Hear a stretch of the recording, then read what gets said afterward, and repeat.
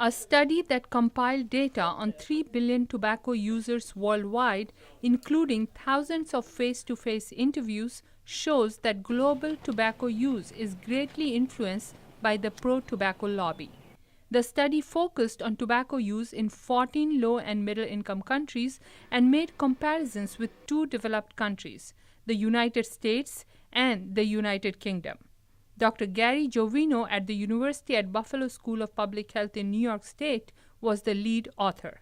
Tobacco contributes an enormous burden to the healthcare system in developed countries, and that scenario will play out in the not too distant future in low and middle income countries. It already has in many countries, in India, for example.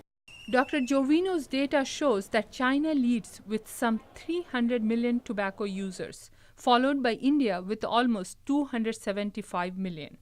The researchers came across powerful pro-tobacco forces active even at the elementary school level. The China National Tobacco Company has supported elementary schools in China, dozens and dozens of them.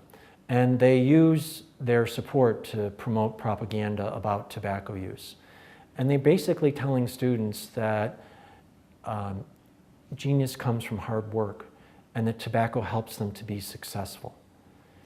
And that to me is mind-boggling, that a government would tell its children to use tobacco to be successful when tobacco will addict them and shorten their lives. The data shows that governments and social norms in many countries are receptive to influence from strong pro-tobacco forces. So the Australian court decision is viewed as important in encouraging those fighting to control tobacco use. Jonathan Lieberman directs the Maccabi Centre for Law and Cancer in Australia. It shows to everybody that the only way to deal with tobacco industry claims, saber-rattling, legal threats is to stare them down in court. It's a fantastic decision for public health in Australia and globally.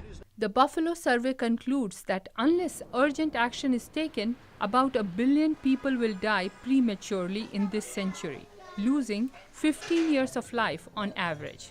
Dr. Jovino hopes the extensive data spurs many countries to implement policies that will save lives. Vidushi Sinha, VOA News, Washington.